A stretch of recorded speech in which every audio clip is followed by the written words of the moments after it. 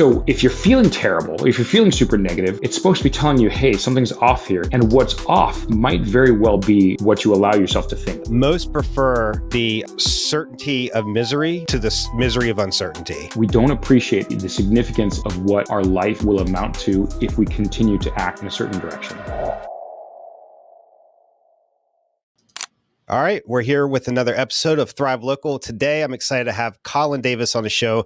Colin is a business coach who brings over 20 years of experience helping people and organizations unlock their potential with a unique background that includes serving as a Christian missionary and leading men's and families ministry. He's developed a deep understanding of what drives personal and professional transformation. Colin's academic training in the psychology of habits and his focus on leadership and emotional intelligence allows him to guide small business owners through challenges with both insight and practical strategies. As the founder of First Principle Coaching, Colin combines psychological insight with effective business systems, offering small business owners tools they can use to sustainably grow and thrive. I'm excited to have Colin. We had an amazing conversation at a recent networking event, and it was just a no-brainer. It's like, got to get him on the show to continue this and share your message with the world. That being said, Colin, welcome to the podcast. Great to have you. Jake, it's awesome to be here, and that was good. Was that what I sent you, or is that something like you put together? I don't. It was a combination. So yeah. I'll put it all out there as far as my introductions. Yeah. It's a melting pot of what you send me, a little bit of AI, and my own little flavor of sprinkles to kind of pull it together. So I try to use everything I can to put it together. But I'm glad you like it. It's they've been coming together pretty well, I feel like, and people have been happy with the introductions. But hey man, it's great to have you. I do want to kind of open up with just for you to give the opportunity to kind of introduce yourself as well. Just talk about your background. I know business coaching. I love the name, by the way, First Principles Coaching. And we're going to have a pretty good conversation about First Principles and what that means. But let's just hear a little bit more about your story and kind of what brought you into the coaching business.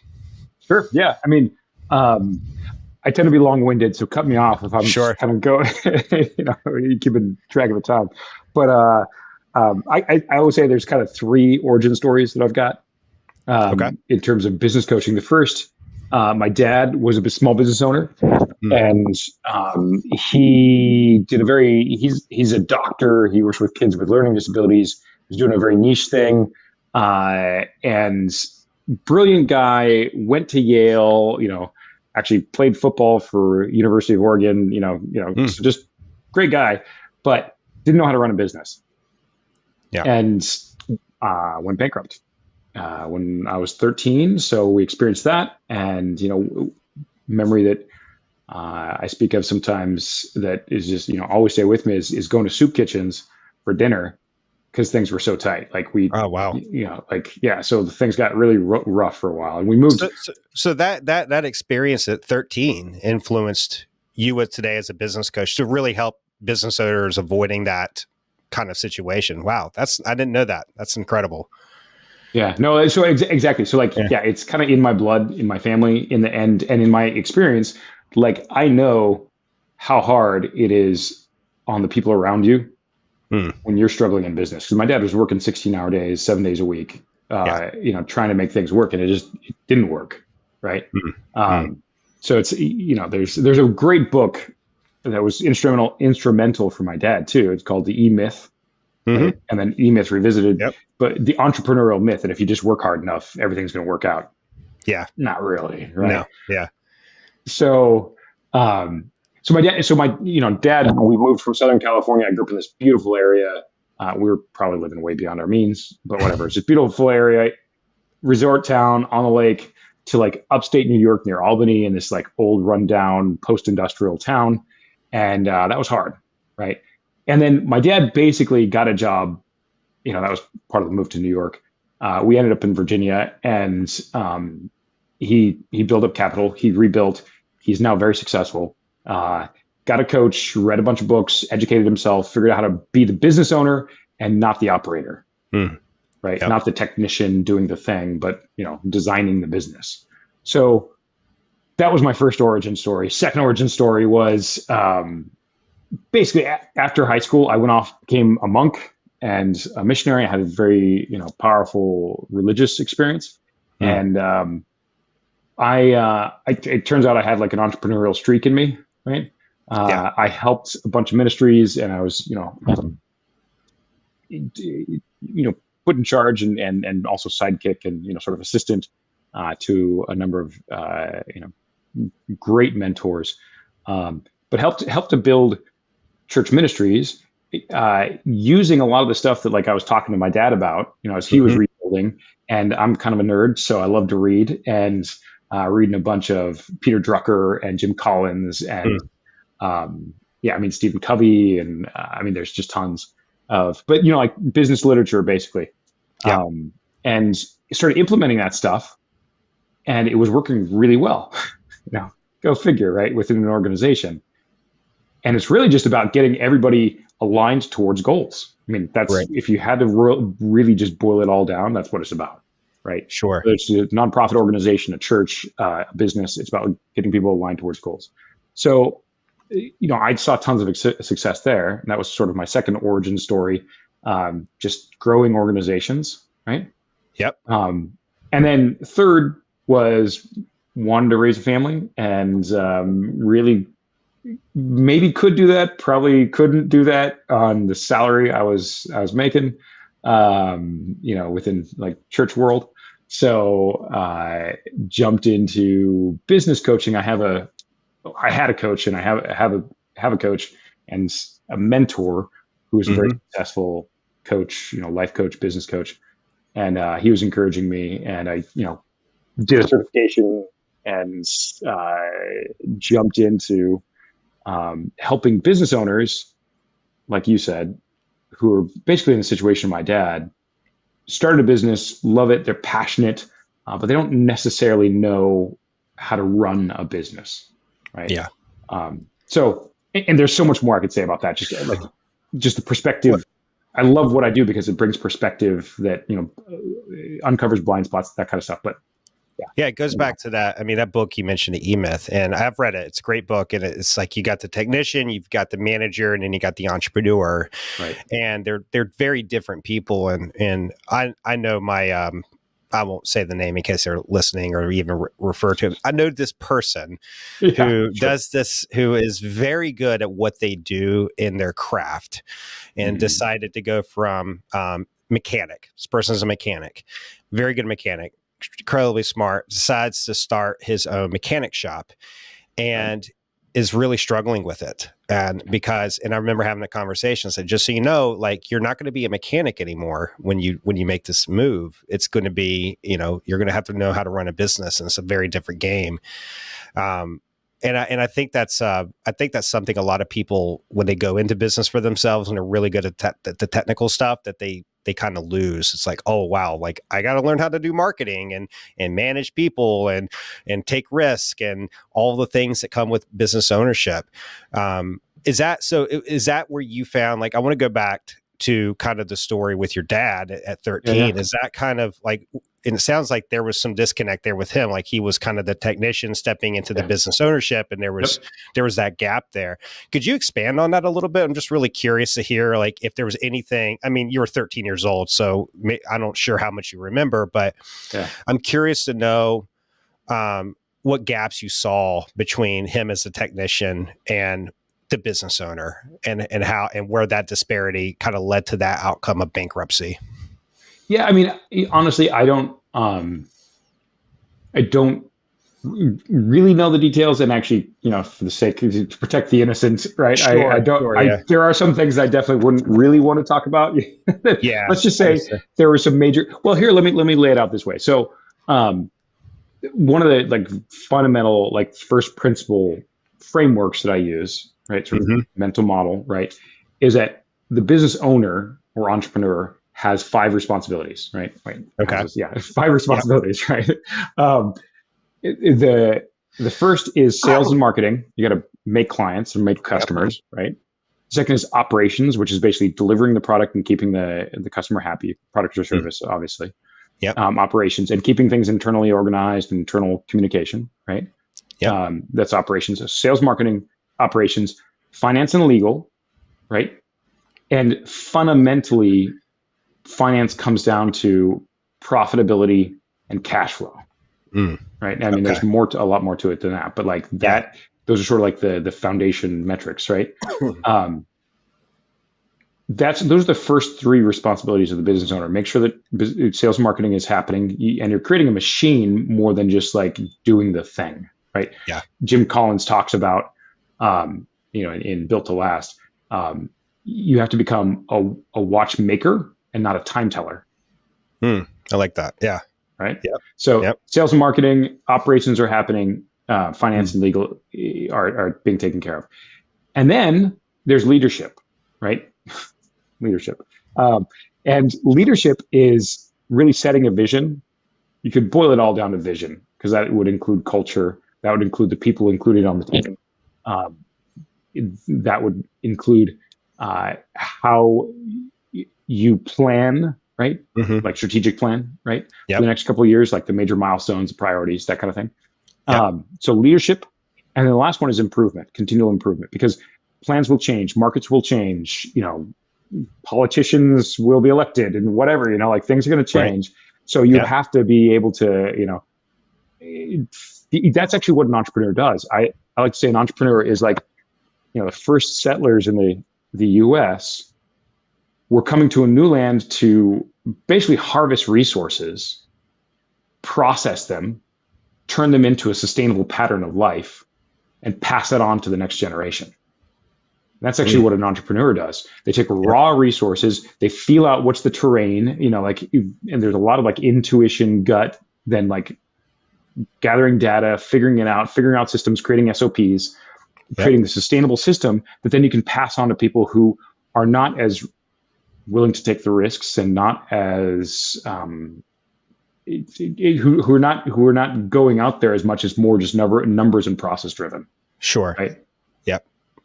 So that continual improvement is really like putting yourself out there, taking risks, feeling it out, figuring it out, gathering the data, gathering the resources, processing them, and turning it into something that makes the company better and makes people's lives better, right?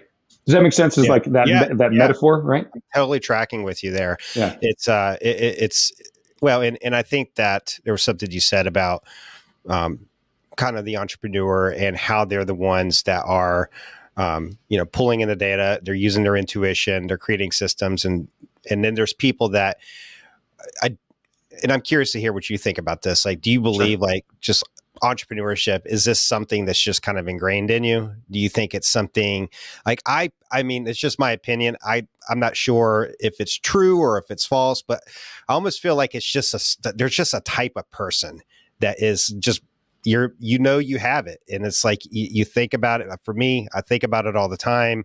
It's embedded into me to be that entrepreneur. And is that how you see it, or do you see it differently? Yeah. Well, take my dad, right? And Yeah. just to kind of wrap or tie a bow on that, the thought before was like there's 5 areas of responsibility, right? Yeah. Um, I can say my dad's really strong on like the leadership. He's definitely Mm-hmm. an entrepreneur in that sense. And there's some of those other areas that he's not so strong on, right? Sure. And didn't Yeah. have real strong sense of where he was going and how to like turn those things into SOPs and that kind of and lead a team to do that, right? Yeah. So like you could say anyone who doesn't do well in business as an entrepreneur, you could pinpoint it, like, and I have a diagnostic tool that like you could pinpoint where they're not real strong, and if they neglect that, they don't hire people to help them out with that, it's Yep. not going to fly. You can't run a business. You can't sustain a business, right? But in terms of people who are like, are you just born with it, right? Yeah. Well, so I mean, this is actually, I mentioned before, I'm kind of a geek. I'm kind of a nerd. I like to read, and I fell in love with Aristotle, Plato, Socrates, some of those like original like thinkers, Mm-hmm. right? And they asked some really interesting questions about like the nature, like human nature. Yeah.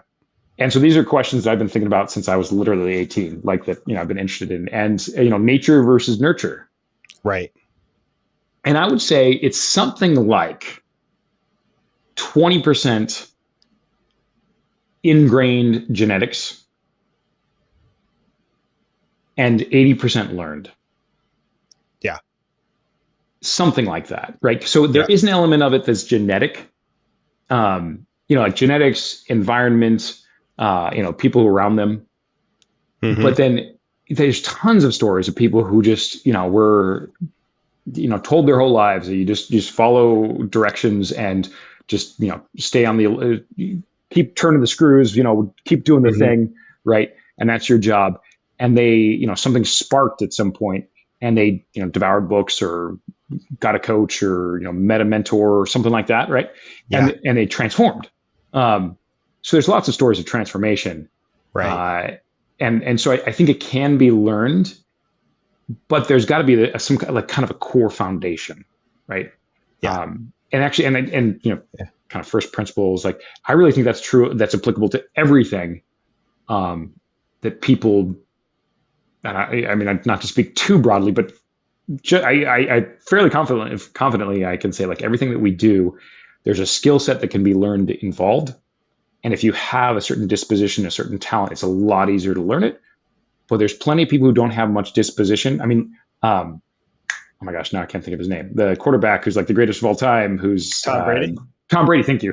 Yes, Yeah. right. Yeah. I mean, he's talked about in interviews like he was not the most talented, but he was just willing to work and Yeah. learn and work and learn, right? Um, arguably he did not have a lot of talent, but is willing to learn. And someone who's willing to learn will beat someone who has talent every time if the person who has talent is not willing to learn and work and be humble and just keep at it. I think Right? that's kind of what I'm referring to as far as what's inside of you. It's it's that drive to be resilient and be consistent. And because I mean, man, business, I tell you, like there's just so many times where you're just getting, kicked in the teeth, and it's tough. Sure. And there's so much uncertainty that comes with it. That's right. You don't know. Sometimes I remember when I had my lighting business, I mean, there were months where I'm like, shoot, I've got payroll to make and not enough cash in the bank to make it. And I'm not sure how I'm going to pull this off. And, then you're like, what the heck am I doing? Why am I even doing this? But I'm going to keep doing it. And there's something I think that 20% that you're talking about that's like inside of you that pushes you through some of those hard times. And I would imagine like having, and I've had coaches, throughout my entire career. And that's where I found really a coach can be so helpful because you start to unravel a little bit during those moments. And, you and I talked about this a little bit at the event, and it's even in your bio about emotional intelligence and being able to really connect with that. So let's kind of go into that conversation a little bit and really dig into it, because emotional intelligence, and first principles, I'd love to hear what are your thoughts around emotional intelligence and how this all plays into your operating system as an entrepreneur and how you can be successful. Well, I mean, I love the question because I think a lot about these topics and work with people, and and I love it when you can get an insight and that really does move the needle for people, right? So a little bit back to my story, just a little bit, right? My own personal experience. I got a coach, like about a decade ago, and the thing that he helped me the most with was really like emotional intelligence, or I like the term emotional fitness. Yeah. Because yes, you can know it, but you got to practice it too. 100%. And it's like building a muscle, right? I mean, like you could say like I have fitness intelligence, or I have like nutritional intelligence. Well, making the right choice. I have a lot of fitness intelligence. Let me tell you. Yeah, right, exactly, right. So the same thing. Like it's practice. It's what you do with it. It's the actions that you take, right? Right. And so I said I fell in love with like Aristotle and like the Stoics and some of the like Greek and Roman thinkers, and I haven't really learned. Like my dad was a football player. He went to Yale. He's a smart guy. He plows through things, and that's how I learned to handle most things. So just like suck it up and keep going. Yeah. But inside, I felt like trash, right? And especially at one point when I was, like sort of at the top of my game in like church ministry, I, like I also represented like was supposed to be like the guy who's like filled with joy, fruits of the Holy Spirit kind of thing, like peace, patience, love, joy, right? And Yep. was feeling miserable all the time, and not miserable like depressed, like clinical depression, but like just like negative all the time, like all and really driven, And I didn't really see the connection with that, and my coach helped me to really see how the way that I think about things changes how I feel about things. Mm-hmm. And that's mindset, that's emotional fitness, that's there's a lot there. But what I found, um, and honestly, largely through the influence of Tony Robbins, I kind of stumbled on one of his YouTube videos, like from one of his conferences at some point, and like somebody I knew was like, "Hey, you should check out the Netflix documentary about Tony Robbins," and he was a huge influence, helping me to really appreciate how emotions are like this linchpin or like this center point, for like decision making, for rational thought, Yep. for relationships, for your own the direction you take with your life. I mean, that's decisions, right? Um, but emotions are really like this bridge between like your body and your mind Yeah. and the world around you. They're kind of a focal point and brings all those things together. So if you're paying attention to what your emotions are saying, they're not like a foolproof. Like intuition often deceives us. Mm. Like something I recommend, especially folks who are more intuitive, right? Find direction based on intuition and emotion and like the feel, the vibe. Go in that direction. Like pay attention to what it's telling you, but then gather data to verify it. Hmm. Okay. I like that. Yeah. So emotions tell us a lot about like what to pay. In fact, that's almost literally what they do. They tell our brains what to pay attention to. So pay attention to that.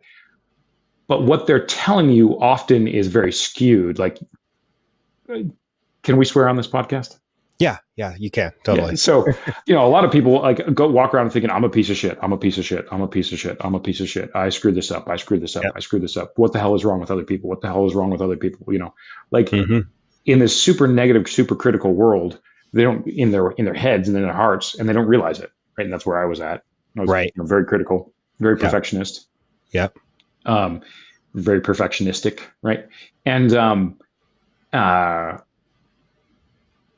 what that does is that colors everything you do, right? So if you're feeling terrible, if you're feeling super negative, it's supposed to be telling you, hey, something's off here. And what's off might very well be what you allow yourself to think. So emotions are extremely powerful, but not always because like I feel terrible about this. That person must be terrible, but maybe it's that I'm like being super critical. So it's a flag. Pay attention, reflect, and in fact, get outside perspective. That's actually a great way to Yeah. deal with emotions. Get outside perspective. What do I do with this? Right. I was going to ask you about like, and I think everybody's been through this. I know I have, and it sounds like you've been through it as well. You were talking about your story. Um, you will go through these moments where, and like the whole like misery loves company, especially when you're around other Yeah. people and they're being Yeah. negative, and you're like, yeah, Yeah. like let's get negative together. Let's talk about Yeah. all the stuff that just pisses us off about the world. Right. Yeah. Yeah. And Yeah. yeah, like yeah, Yeah. let's get upset about some stuff, and people Right. feed off each other. Mm-hmm. And I would, do you think like if you were speaking to somebody and you recognize that in them, and you recognize like, oh wow, this person's actually a pretty negative person. I can just tell by the conversation we're having, within the first minute, there's been 3 complaints and Mm-hmm. they've already said something about themselves they don't like. What would be like, how would you coach this person? Like, how would you Address approach this that. person? But more specifically, like what would this person need to do to really shift away? And I understand like there's language and there's like your thoughts, but I would imagine environment probably plays a factor in this, the people you're hanging around. What other things that you recognize or kind of help this person through? Because it's not easy. I don't think it's easy to shift away from negative thoughts, especially if it's that ingrained into who you are and how you think and how you speak. What do you think about that? So, shifting out of negative thinking is about as easy as getting a six pack. Yeah. I mean, there's very specific. So very easy then. Yeah, right. Yeah, no problem at all. You just No pop some problem pills, at all. man. Yeah, right. exactly. No, Get some I mean, like literally. So you mentioned like my bio, like I studied, the psychology of habits. Like our thoughts are literally habits. Our emotions are literally habits. Like, and Never so heard that before. I think. Well, and actually, this is like it's as I get opportunity, I like that is one of the like core messages I want to spread is like our psychology runs on habits. Yeah. Right. And in fact, so what a thinker that really influenced me, St. Thomas Aquinas, who's kind of a disciple of Aristotle, a medieval thinker. He talked about the habits of the body, for example, musculature, are the same as the habits of the mind, right? And grow in the same ways, right? And develop in the same ways. So, that's how to approach it. Like really, like that's how you approach it. Just like building if I want a six pack, there's very specific things I need to do in terms of nutrition. I mean, you make abs in the kitchen, right? First, and then exercise, and then rest, and then how you deal with stress. Those are like the four pillars for fitness, right? So what are the pillars then for developing emotional fitness, right? Mm-hmm. For a healthier, more realistic, more positive outlook on the world, right? Well, I'd say there are five, right? Similar to nutrition, exercise, rest, and stress for your body. The first you mentioned is environment, right? Although generally we don't have a whole lot of control over that, right?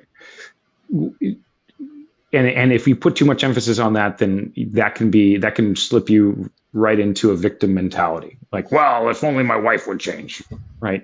Yeah. Or if only I could change my wife, or if only I could get a new model, right? So, right. Yeah.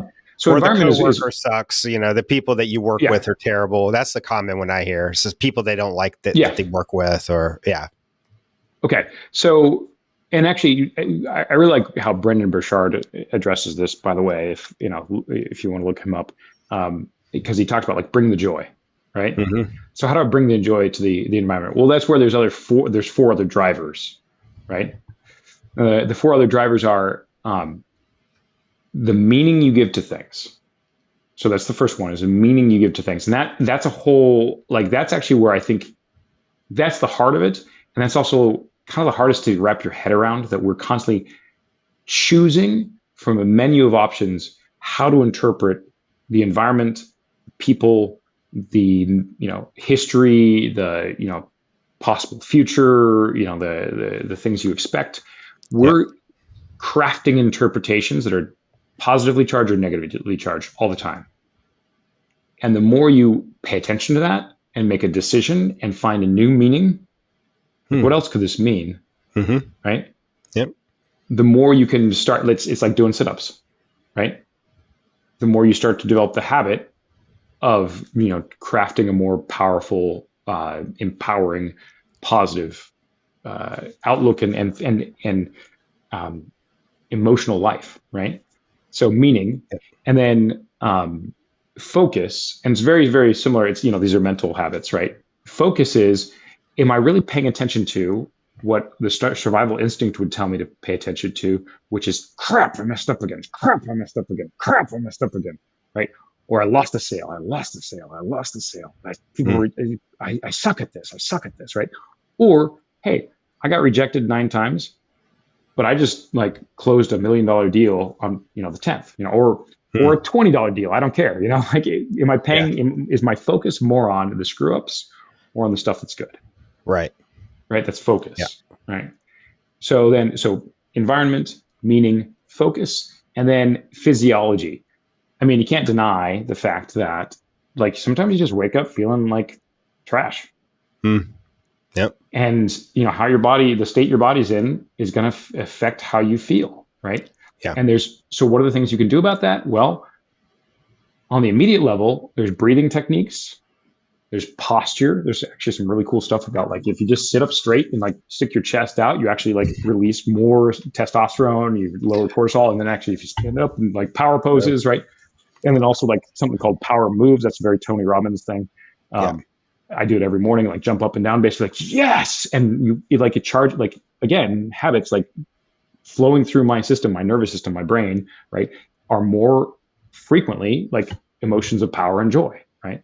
So, in terms of physiology, in terms of your body, like your breathing, your posture, your movement, of course, then over the long term, your habits of nutrition, exercise, sleep, right? All those things. I feel like I'm missing a big one, but that's the idea. And then the last piece of that is what I call purposeful action. And this is where we start, like, I'm long-winded, like I said, but like we're getting back to, first principles kind of thing of the need that we have, and this is Aristotle actually. We are teleological. Telos means purpose or end, right? That there's a goal. We need to have goals. We need to have purpose. We need to be oriented towards something that's worthwhile, right? Yeah. And so much of our negative life, or the negativity in our lives, is because we don't appreciate the significance of what our life will amount to if we continue to act in a certain direction, right? And like another way of saying it's like Nietzsche said, if you have a strong enough why, you can achieve anyhow. You can bear anyhow. Or that, it's like Viktor Frankl, in the prison camps or in Auschwitz, right? His observation as a psychologist was that the people who had hope, who had a purpose, who had like logos, the meaning for their life, survived torture of Nazi Germany, Nazi prison camps. And actually, I want to tell a quick story. Can I take a second? Yeah. Tell a quick story about purposeful action. Yeah. So one of my heroes is actually a priest, a Roman Catholic priest, Saint Maximilian Kolbe, who so prisoners, he was in a Nazi concentration camp for being a priest, which, a lot of people don't know that, or we don't talk about a lot, that like a lot of priests, nuns, and pastors and Christians were thrown into concentration camps as well for either being suspected of being Vatican spies or for speaking out against the Nazi regime. So he was one of those who was totally innocent, was thrown into prison camp just because he like ran a radio station, religious radio station, and he one night a prisoner tried to escape, and like sort of the standard punishment was that 10 other prisoners were going to be just killed, right? But thrown into solitary confinement in a bunker, right? Yep. So when the soldier was walking through the line and just randomly picking you, right, to go into solitary confinement, one of the men collapsed and begged for his life to be spared because his family and children, right? Right. He wanted it. Like, I need to get back to my family and my wife and my children. So, it's good because it's like, here's purposeful action. Here's the why. Yeah, here's the why. Yeah. So this priest was like, take me, send me, right? So he volunteers, and they couldn't kill him. Like, he kept singing songs, and he like organized like a little like chorus in this like solitary practically solid. They were locked up together. And then they put him in solitary confinement, and he wouldn't die. And they didn't give him any food and water for like 3 weeks, and he just wouldn't die. So they injected him with poison to finally kill him, right? Yeah. But he was so intent on, basically just like my life as a witness to like, you can't kill my spirit, Right. And there's a limit to that, right? We can't live our whole lives like being the martyrs and that's actually part of my problem is like sort of martyr syndrome. I'm always taking way too much on myself and that sort of thing, right? Yeah. but we need to have purpose, and that will give us a strength to endure so much more than we think we can endure. And then after that, there's these other drivers of physiology, focus, and the meaning you give to things, and the environment you're in, right? So that's my very long-winded That was amazing. explanation. What can you do? Yeah. Yeah, cool. Yeah. Did we talk when we were at and I know we're getting kind of near the end here, but I do want to bring this up because this is a great conversation around shifting out of this kind of negative thought process, because I'm with you, and like that positivity that you can kind of permeate through your life, through others, even in some of the darkest of times, is really what keeps you moving forward. And I remember, and I love how you talk about, and I never had heard anybody say it like this, as far as emotion kind of being a habit. Like it's like kind of bringing it back to the habits, because there was a book, and I don't know if you and I talked about this at the event. For some reason, my mind is saying we did, but did you read The Power of Habit by chance? Yeah. We talked. There's kind of like four. Well, yeah. I mean, I love this topic. So like Power of Habit, Atomic Habits, Tiny Habits, and then Organize Tomorrow, Today are all really solid books on. Yeah. So Power of Habit. Yeah. Well, the thing about the Power Habit, and I've read, it's been a long time since I read it, but it kind of broke down a habit into, there's the cue, the routine, and then there's the reward.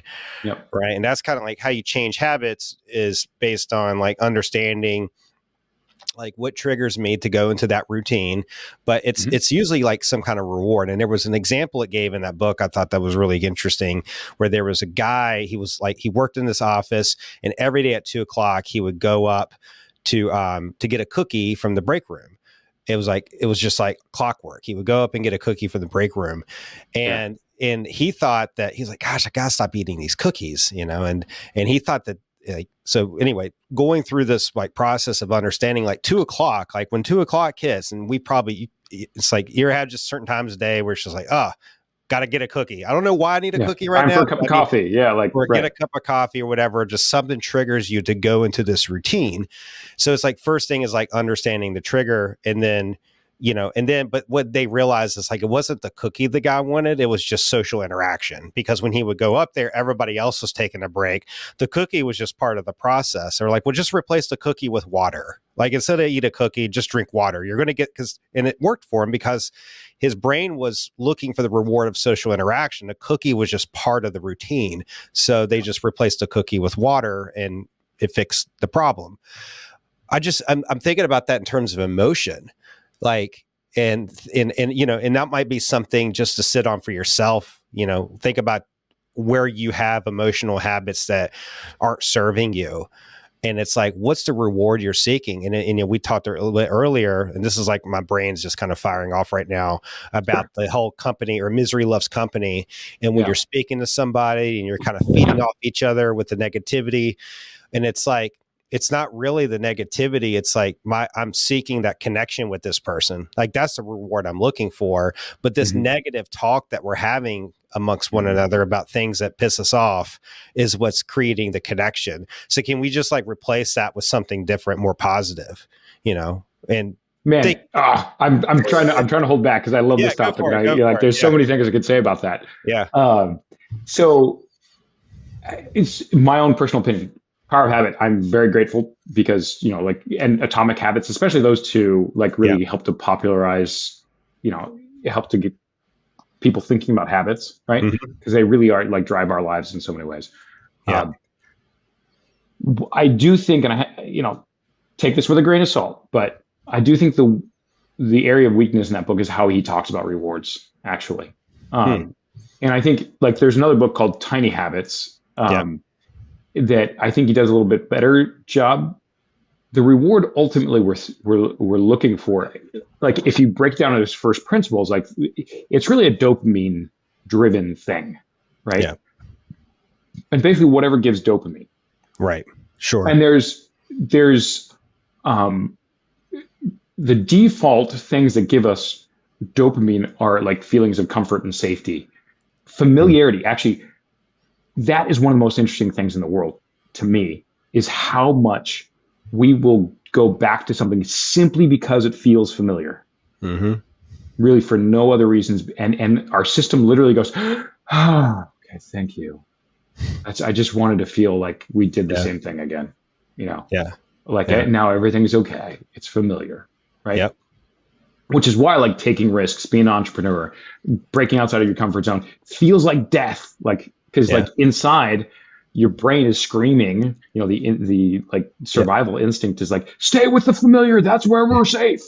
I got Right? to plug a quote in that ties in with Sure. what you're saying here. It's Sure. by Go for Virginia Satir. I hear it all the time. And it's always spoke to my soul. It's most prefer the certainty of misery to the misery of uncertainty.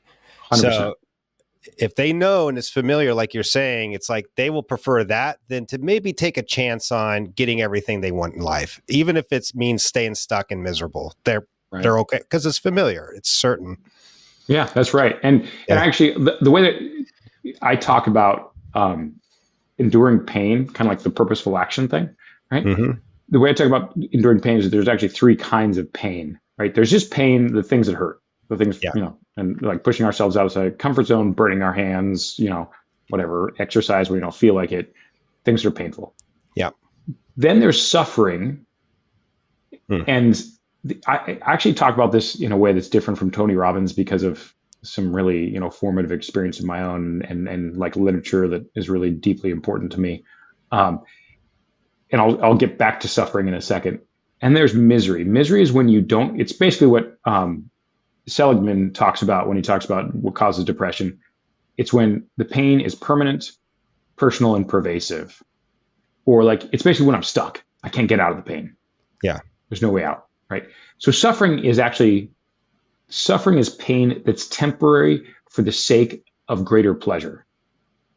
And we always have to endure suffering to reform habits, to achieve great things, right?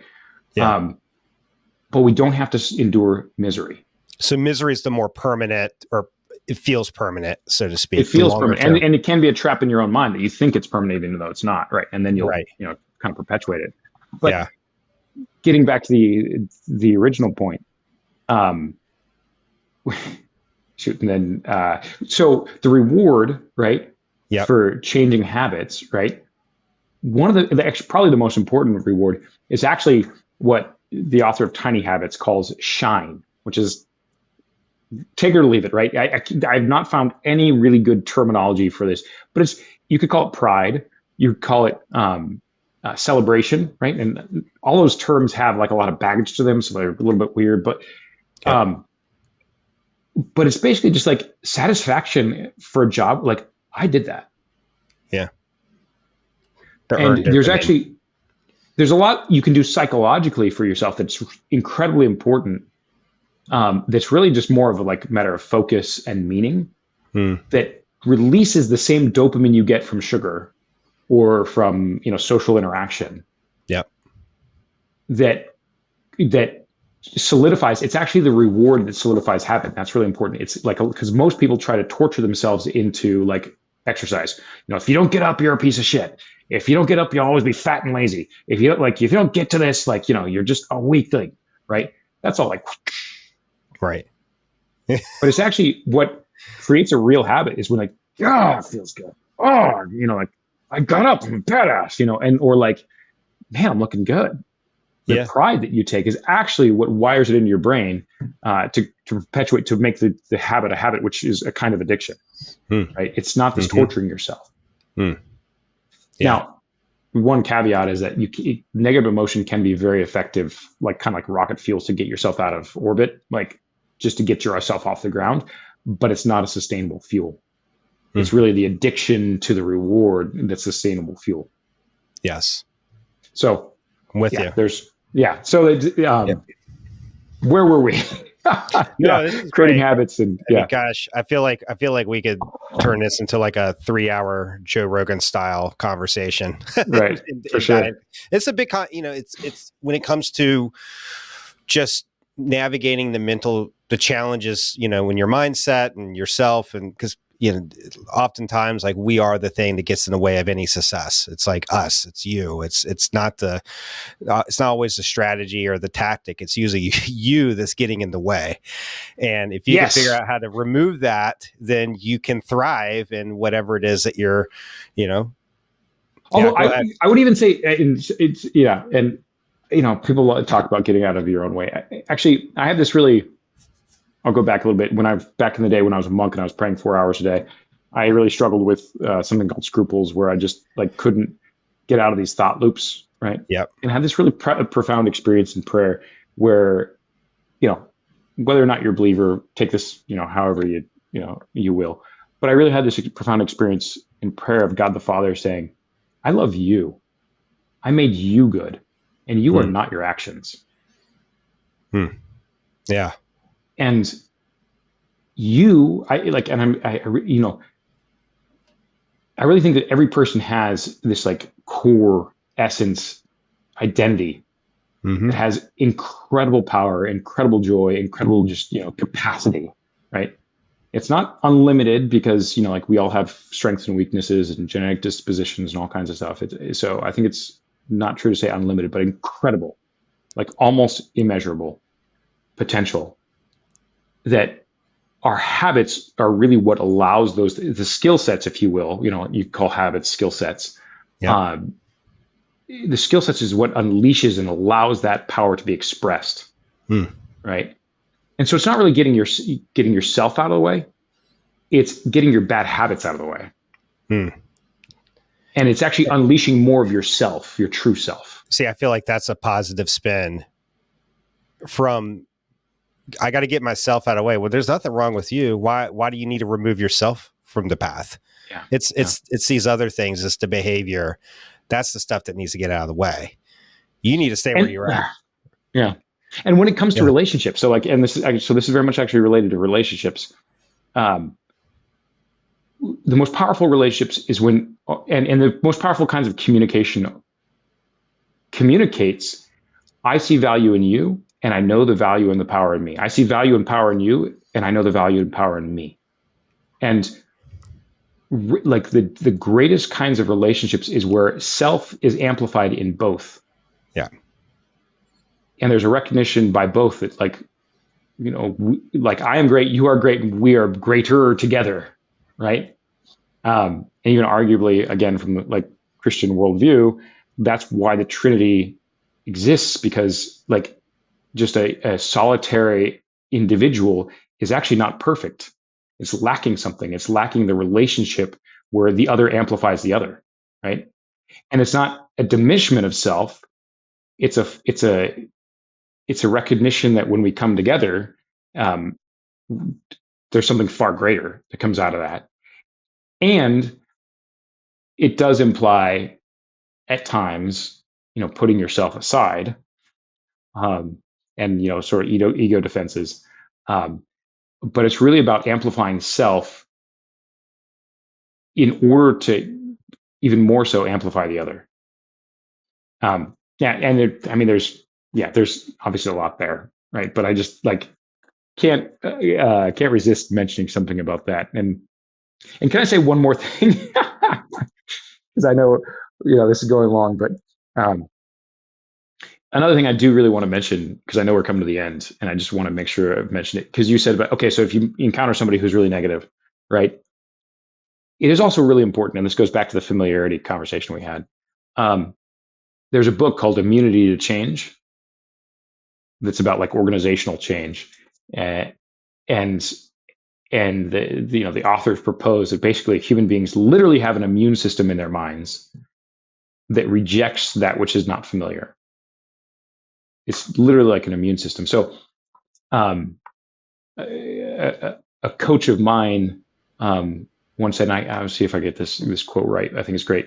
And he was actually quoting somebody else. But the longer you've been in a problem, the less qualified you are to recognize the solution. Is it just because you're so close to it? You're so close to it, or like another metaphor is like when you're in the jar, you can't read the label. Right. Yeah. so when someone from the outside says, "Hey, like all you need to do is change your focus and change the meaning," and like that you've done 90% of the work. Just it's a habit. Thoughts are habits, and thoughts change how you feel. Change how you think, and you'll change how you feel. Right? Yeah. Like Yep. baloney. It's my, like whatever. Like I tried that and it doesn't work. Right? Like, well, you tried for a day, just like you tried to get six pack for a day. It's not how Mm-hmm. abs are made. Right? Yeah. It It takes takes it takes time. work. It takes dedication. It takes consistency. Right? It takes support. It takes accountability. So just because just because this, like, okay, well, there's 5 pillars for changing, for emotional fitness. You can't just share that information and then suddenly be like, oh, fantastic. I'm going to be a super positive person now. Right? It's a practice. Right. So that's why it's emotional fitness. So I just wanted to make sure, Yeah. like, there's a resistance to change that's very real. There's an immunity to change. And that's why, like, in a coaching relationship, rapport and the relationship is so important, because that's what Yeah. opens a person up. Right? Yeah. So Absolutely. Colin, this has been awesome. I just appreciate just the deep. We really, and I told you before we sit record, I was like, yeah. we're going to let this conversation go where it's supposed to go, and Right. this is probably the out of all the podcasts I've done since I've podcasting, I've probably done 150 interviews.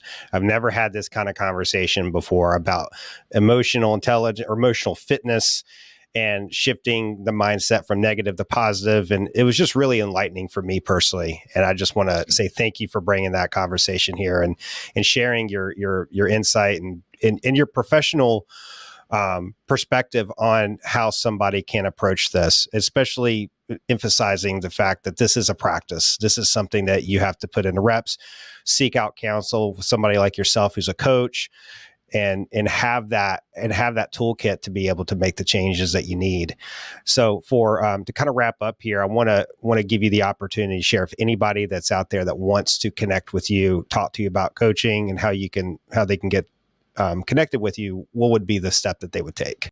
Yeah, that's great. So I I work with small business owners and help them to both enjoy their lives more, like kind of life coaching side, and also create a more sustainable, profitable business. Right. So I work with small business owners to help them both in business and in life. Right. And the probably the best way, the easiest way to find me is LinkedIn. Right. Colin Davis and First Principles Coaching. Right. So if you type those things in, I should come up. Right. I'm in Richmond, so if that helps too, like, data point.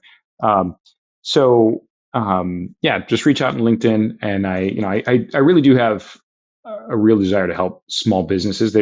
Small businesses really are the backbone of the American economy.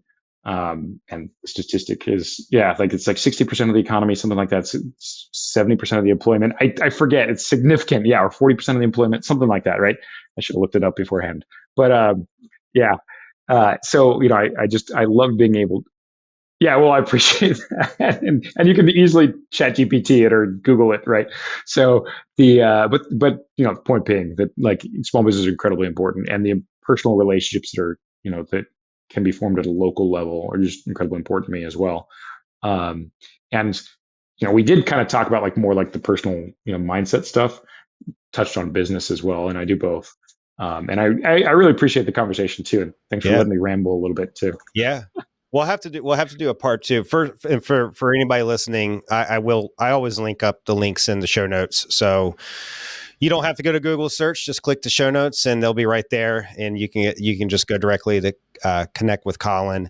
And yeah, I mean, I know there's a lot to talk about. I mean, we just covered, the emotional personal side, but then there's also the business side, and, probably get you on for a part two at some point, and we can kind of dive into that part of it. And I think it'd be good. So that being said, Colin, awesome having you, man. Appreciate you showing up and contributing to the conversation here. And everybody listening, thank you for listening. Definitely make sure you reach out, connect with Colin. And with that being said, we're going to wrap up, and we'll see you on the next one.